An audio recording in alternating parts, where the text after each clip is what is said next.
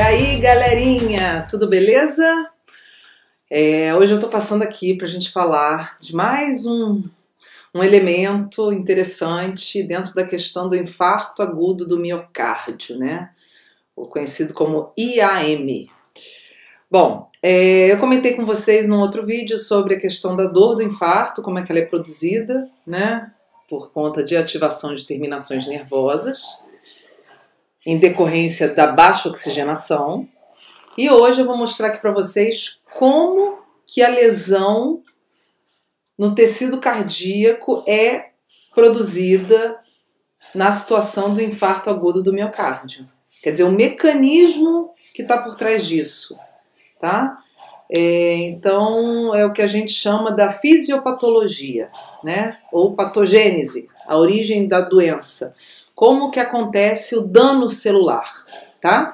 Que vai provocar o infarto agudo do miocárdio. Essa explicação, ela pode ser usada para outros tecidos, tá? Que vai ser um mecanismo semelhante. Tá bom, gente? Então, vamos ver como é que acontece isso aí. Vamos lá. Mecanismo. Só que antes da gente ver qual é o mecanismo que está por trás da produção, vamos dizer assim, né, da geração do infarto agudo do miocárdio, primeira coisa que a gente tem que ter em mente é o seguinte, que o coração é um órgão de dupla circulação. O coração recebe sangue a partir das grandes veias, né? Lado direito, veia cava superior e veia cava inferior, lado esquerdo, veias pulmonares. E aí a gente vai ter esse sangue depois sendo lançado no sistema arterial, né? Nas grandes artérias, do lado direito as artérias pulmonares e do lado esquerdo a artéria aorta. E aí a gente tem o coração com essa missão importante de estar jogando sangue, né, para o corpo inteiro, através da artéria aorta e inclusive para ele mesmo. Então a gente tem ramificações da aorta, que são as artérias coronárias, que saem da porção aqui ascendente da aorta. Olha aqui no desenho a aorta aparecendo aqui vermelha, ó, bonitona aqui, ó. Então logo nessa porção inicial da aorta a gente tem as coronárias, que está ilustrando aqui, ó, né?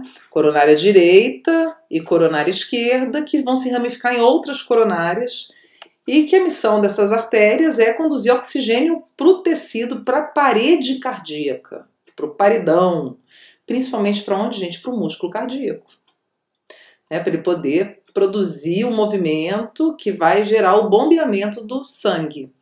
Então a gente tem essas coronárias muito importantes que vão dar todo o suporte nutricional para a parede do coração. E o infarto, ele envolve problemas com o fluxo sanguíneo nessas coronárias. Quer dizer, problemas com a chegada do oxigênio na parede cardíaca, tá? Então a gente vai ter o infarto, a origem dele, né? Isso não só para o coração, mas outros tecidos também infartam, tá, gente? É que a gente, né, fala muito do infarto agudo do miocárdio, quer dizer, do músculo cardíaco, mas os outros tecidos, se ficarem com deficiência de oxigênio, eles também vão ter problemas que envolvem lesões irreversíveis, quer dizer, morte de célula, e que a gente também chama de infarto, tá? Mas o do coração é mais famoso, né?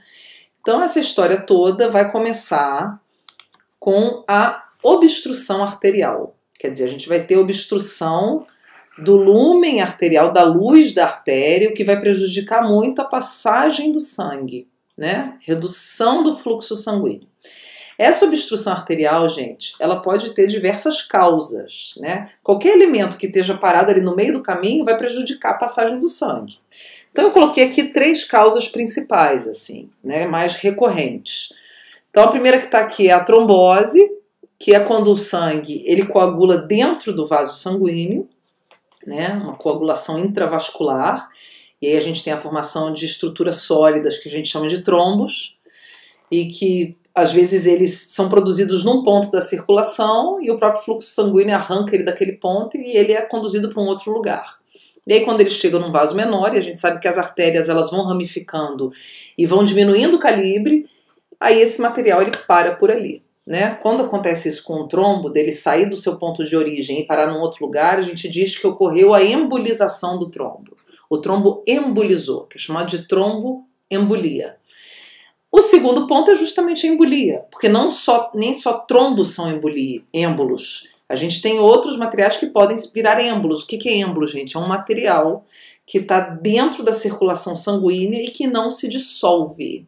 E aí, quando ele chegar num vaso sanguíneo mais fininho, ele vai parar por ali e vai prejudicar a passagem do sangue, tá? Ele vai obstruir, né, a passagem do sangue naquele ponto da circulação, tá ok? Então, a gente pode ter êmbolos que são trombos, a gente pode ter, que a principal causa de embolia são os trombos, né, a principal fonte de êmbolo na circulação. A gente pode ter êmbolos gasosos, então bolhas de gás que não se dissolvem. A gente pode ter êmbolos gordurosos, tá? Enfim, a gente pode ter medicamentos que estão em meio oleoso, que devem ser administrados em via intramuscular e por um erro de administração param na circulação sanguínea e aquela massa oleosa ela também não se desmancha na circulação e vira o que é um êmbolo. Então, êmbolos, eles produzem obstruções. E uma outra causa de obstrução é uma doença arterial chamada aterosclerose, né? Então, aqui nesse desenho, ó, a gente tem aqui a ilustração do trombo no centro vermelho, ó, e de um processo de aterosclerose, que é o acúmulo de colesterol na parede arterial e que pode produzir estreitamento da passagem do sangue, tá? Bom, então aí só alguns exemplos, tá, gente? Então, na realidade, qualquer material que obstrua a artéria, às vezes até situações de elementos externos que podem comprimir a parede arterial externamente, podem causar redução, né? Então, por exemplo, quando você tem um aumento da função contrátil cardíaca, né, um prolongamento desse estado de sístole cardíaca, você pode ter uma compressão da parede arterial. Então, um elemento comprimido por fora, reduzindo também a passagem do sangue. Aqui são as principais causas que a gente tem na população que podem levar a problemas de circulação coronária, de artéria coronária. Então, é o seguinte, ó, então essa obstrução arterial, ela vai produzir uma isquemia, quer dizer, vai impedir a passagem do sangue, tá? E essa isquemia ela pode ser total ou parcial, quer dizer, eu posso ter uma obstrução completa, nada passa, ou eu posso ter um volume menor de sangue passando, mas alguma coisa está passando. Então, se eu tenho um volumezinho pequeno de sangue passando, eu vou ter uma situação de redução do oxigênio. Eu tenho oxigênio, só que numa quantidade menor do que o normal. E se eu tenho uma isquemia total, eu não tenho nada passando de sangue, então eu vou ter uma anóxia, uma ausência completa do oxigênio. Então tá aí, ó.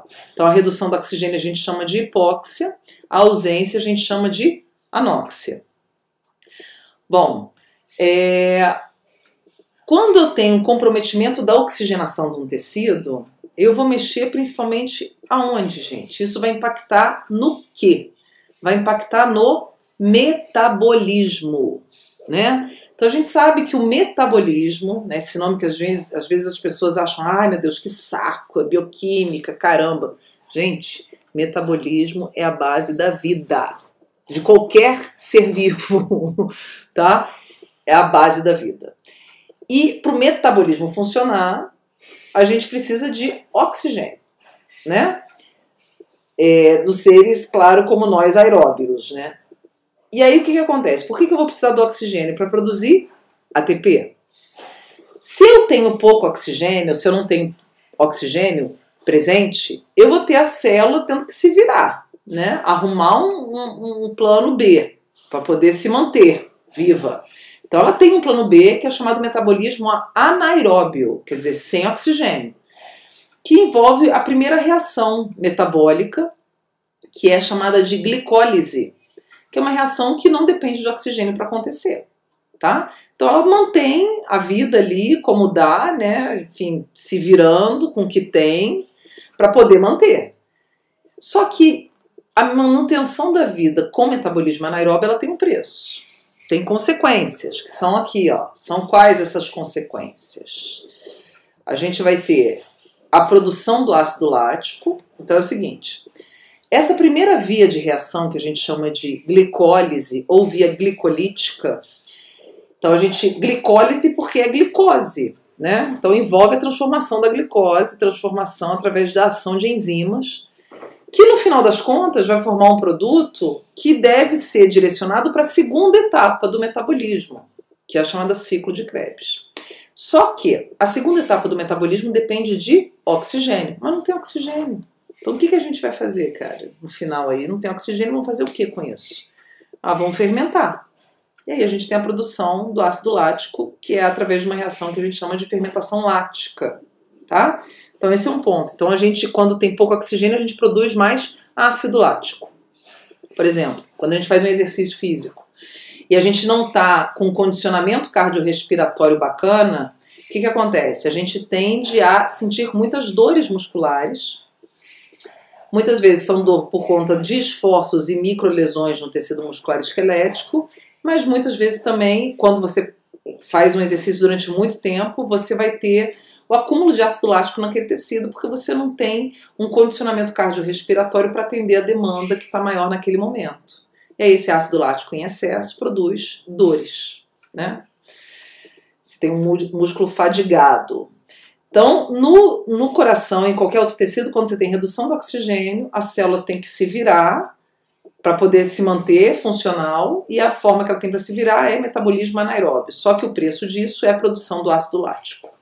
E além disso, e aí o que acontece? A produção desse ácido lático envolve a atividade de uma enzima, que quando tem pouco oxigênio ela aumenta muito, que é chamado lactato desidrogenase. E ela, gente, é um importante marcador de que tem alguma coisa errada em algum tecido do corpo. Algum tecido está funcionando em condições precárias de oxigênio. E aí essa LDH aparece em maior quantidade, tá? E a gente consegue dosar isso no sangue das pessoas. Então ele é um marcador importante de lesão. Ele não é específico para o coração, ele também é muito usado para ver lesão hepática, por exemplo. Mas ele auxilia muito no diagnóstico, tá? É um dos elementos que a gente dosa no sangue de alguém quando se suspeita de infarto, tá? Então ele aumenta por conta da fermentação lática, porque está com pouco oxigênio. E uma outra consequência que a gente vai ter do metabolismo anaeróbio é a redução da quantidade de ATP produzida. A primeira via do metabolismo, que é essa que não depende de oxigênio, é a que menos produz ATP, tá? Então o saldo de ATP vai ficar aí, em vez de produzir 38, que é o que normalmente a gente produz no final, aqui a gente vai ficar produzindo só 2. Olha só a diminuição de 38 para 2. Então você tem uma redução significativa na quantidade de ATP. Bom, o que esse ácido lático vai trazer de problema para a gente? Ó, ele vai, primeiro é um ácido, então ele vai diminuir o pH de onde? Do tecido, produzindo uma situação de acidose tissular. O tecido vai ficar mais ácido, né? pH fisiológico ele vai estar aí entre 7,35 a 7,45. Quer dizer, ele é do neutro para o alcalino, né? Com ácido lático na jogada, ele vai jogar esse pH um pouquinho para baixo, tá? E aí, qual é o problema, gente, de mexer com pH? O problema de mexer com pH é que a gente vai atrapalhar a vida das enzimas, né? Enzima é muito exigente, são moléculas que fazem muitas coisas, fazem reações, transformações, só que ela é muito exigente para trabalhar. Ela exige temperatura adequada, ela exige concentração de substrato adequado e exige pH. E aí, se a gente altera pH, a gente altera a velocidade de reação, de trabalho dessas enzimas, tá? E aí a gente diminui a atividade delas, elas vão trabalhar menos. E aí, se as enzimas trabalham menos, isso vai afetar diretamente o que? O metabolismo. Ó, a gente tem queda do metabolismo. O metabolismo todo funciona através de ações de enzimas. Várias enzimas, é uma cascata de reação, né? E aí, se eu diminuo o metabolismo, eu vou interferir inclusive nesse metabolismo anaeróbio que produziu esse ácido lático. E aí eu vou diminuir ele ainda mais. E aí eu vou diminuir ainda mais o que? A quantidade de ATP. Tá ok? Então é um mecanismo aí de feedback positivo que a gente tem. Aí se eu diminuo o ATP, né, qual que é o problema? Essa redução do ATP, gente, que é o elemento-chave desse mecanismo de lesão, tá? Então se eu diminuo o ATP, eu vou diminuir a atividade de tudo aquilo que depende dele. Então das funções celulares que utilizam ATP para acontecer. E um elemento que é básico da célula, de todas as células do corpo, é uma proteína que faz transporte ativo. Quer dizer, transporte que depende de ATP, que é a bomba sódio-potássio, que é básico, a gente aprende na escola, né, sobre ela. É um transportador, assim, que está presente nas membranas de todas as células. E para que ela serve, gente? Para bombear sódio e potássio. Para que ela gasta energia? Por que ela tem que gastar? Porque ela faz esse trabalho contra o gradiente de concentração, né? Então vamos lembrar aqui um pouquinho disso, ó. Então a pirotecnia para dar uma animada. Então aqui está ilustrando esse desenho, a bomba sódio-potássio, aqui é a membrana celular, Bom, então a bomba só de potássio, ela precisa do ATP porque ela vai bombear esses elementos, essas partículas só de potássio contra o gradiente de concentração, né? Vocês lembram disso? Elemento básico aí de transporte transmembrana, né?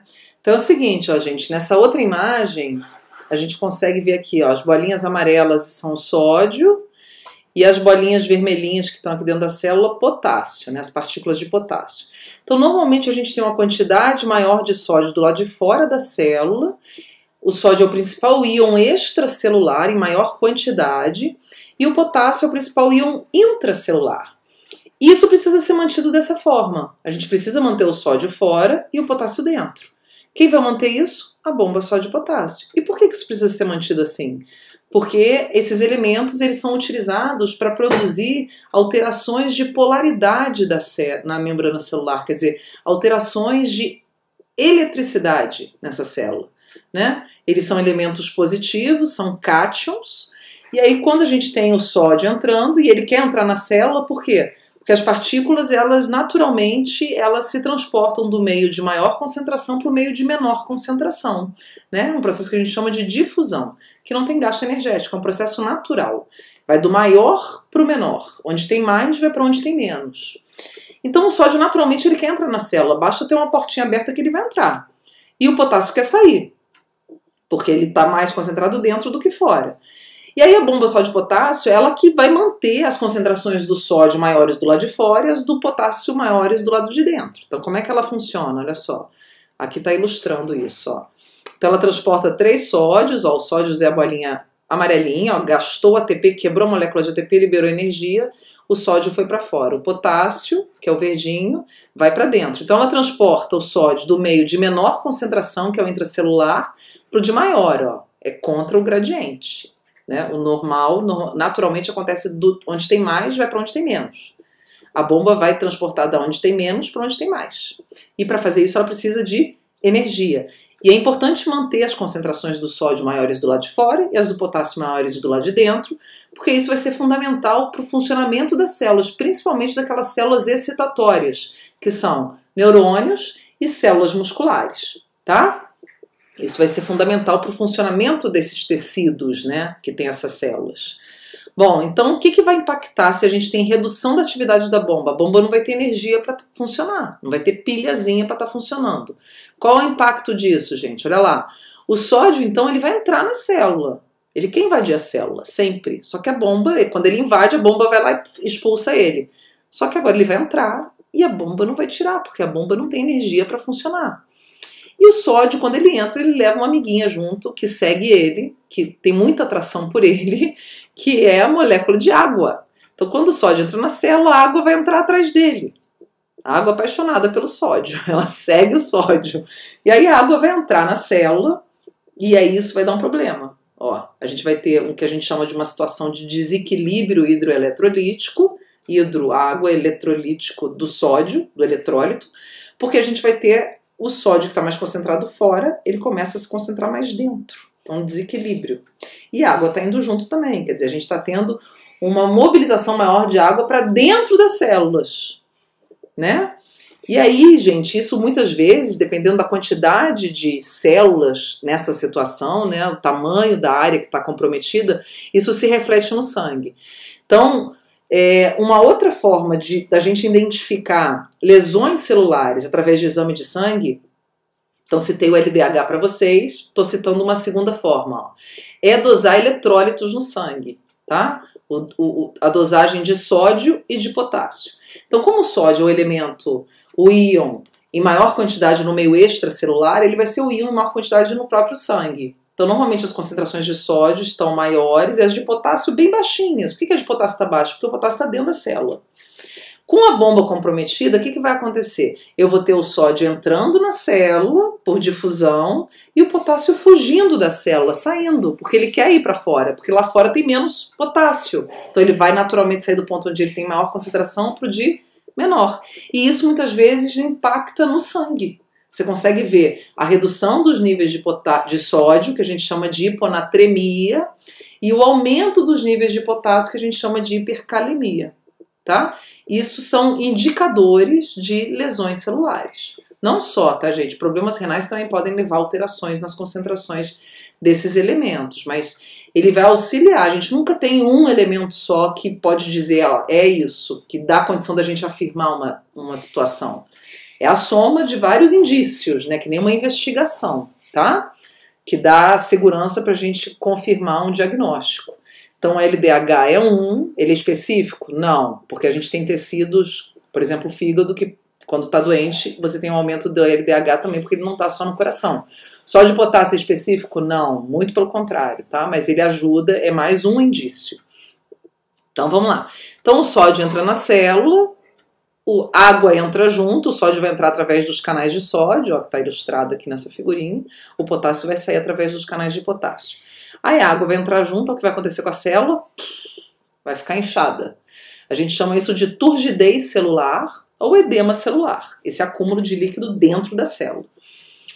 Então, aqui mais uma pirotecnia, vamos tirar esse desenho, olha lá, água dentro da célula, esse acúmulo de água vai produzir esse inchaço, a célula vai ficar cheia, e aí vai chegar um ponto que a membrana não vai suportar e vai sofrer lise. A gente vai ter o rompimento, olha lá, da membrana. Lise celular, aí já era. Aí já não tem mais volta. Até ela tá inchada, se conseguir reverter essa situação toda e aumentar a oxigenação e tudo, você consegue reverter. Mas aí depois da lise já era. Rompimento, a gente já vai ter o derramamento do conteúdo intracelular, né? E isso vai resultar no aparecimento de outros marcadores de lesão, que daí são marcadores um pouquinho mais específicos, onde a gente tem enzimas que estão dentro das células cardíacas, e quando elas sofrem lise, as células sofrem essa lise, a gente vai ter essas enzimas saindo do espaço intracelular, indo para o espaço extracelular e caindo aonde? No sangue. Então, normalmente você não encontra elas no sangue, as concentrações extremamente baixas, e aí, de repente, você começa a encontrar elemento que é de dentro da célula no sangue, e significa que essas células aconteceu o que com elas? Arrebentaram, sofreram lise, né? Por isso que isso foi parar lá no sangue. Então, a gente tem as enzimas cardíacas, que são as creatina quinases, que a gente chama de CK. A gente tem elas também no músculo esquelético, então elas não são marcadores específicos. E a gente tem as troponinas, que são proteínas que compõem os sarcômeros, a unidade que produz a contração, né? Que está onde? Dentro da célula. E quando a célula sofre lise, essa troponina vai aparecer no sangue também, tá? Então são marcadores mais específicos do que aqueles outros que a gente comentou anteriormente ali, LDH e sódio, potássio e tal. E aí essa lise celular, gente, ela resulta na morte celular. Então a célula rompe, membrana, tudo se derrama, aquela coisa toda, né? E já era, não tem mais volta. Então uma lesão irreversível. E aí esse tecido ele pode se regenerar quando acontece essa morte celular? Não. Por quê? Porque o tecido cardíaco, né, o miocárdio, o tecido muscular cardíaco, ele é formado por células que atingiram o seu grau máximo de diferenciação. São células super mega especializadas e tal, supersônicas. Então elas não fazem mitose, tá? Então elas não regeneram. A gente não tem célula de reserva nesse tecido. E aí, quer dizer, quando a pessoa perde essa célula, já era. Ela vai ficar com menos célula, vai viver com menos célula. E aí, consequentemente, a gente tem um reparo que não é através de regeneração, e sim um reparo que envolve muitas vezes ou calcificação, porque a gente tem um derramamento do cálcio presente nos estoques intracelulares, que daí produz o enrijecimento daquele tecido, e também através de fibrose, quer dizer, colágeno, né? Fibroblasto taca colágeno e cobre o dano lá, só que não é célula, então aquela área perde função, tá? Essa morte celular, gente, que acontece envolvendo lise, a gente chama de necrose. Então todo tecido que sofre redução de oxigênio e tudo, vai acontecer tudo isso aí, e a célula vai morrer por necrose? Vai morrer por necrose, tá? A necrose é o que a gente chama de morte matada. A célula é assassinada, né? Ela fica numa situação difícil, num perrengue sem oxigênio e morre dessa forma.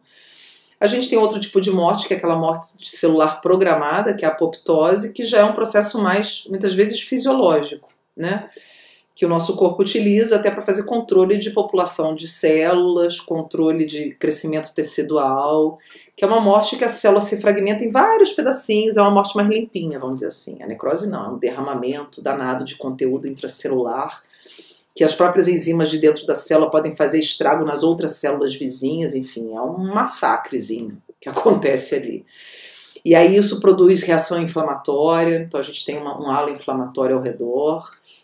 E a área de necrose no coração e em outros tecidos também, no rim, por exemplo, no baço, no fígado, ela fica com aspecto de coágulo, porque ela fica com aspecto gelatinoso e brilhante. E aí ela recebe o nome de necrose coagulativa, tá? Por conta do aspecto, da morfologia da lesão, esse sobrenome dessa necrose. O encéfalo, por exemplo, o tecido nervoso, quando sofre esse problema num AVC isquêmico, o mecanismo vai ser o mesmo, né? Só que pelo fato do tecido ter um conteúdo maior de água, a gente tem uma liquefação. E aí a gente chama de necrose liquefativa. O aspecto da lesão é diferente, ele fica mais liquefeito mesmo. E aí muda o nome, mas é necrose também, tá? Aqui fica o aspecto tecidual, né? A arquitetura tecidual nessa situação, no miocárdio. Aqui a gente tem uma imagem que é de um corte histológico do miocárdio, que está em condições normais. Quer dizer, eu sei disso porque eu vejo aqui os pontinhos roxos que são os núcleos, eles estão dentro da célula, ó, dentro do rosinha aqui, do cor-de-rosa, né? Na situação do infarto, o que acontece? Esses núcleos eles vão estar fora da célula, porque ocorreu quelise da célula, né? O rompimento da membrana.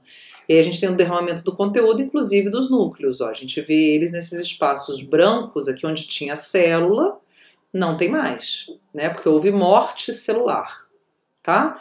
Então, para vocês perceberem a diferença aí do aspecto do tecido nessa condição. Tá bom, gente? Então era isso que eu tinha para falar para vocês. Eu espero que vocês tenham gostado, eu espero que tenha ficado claro e a gente se vê.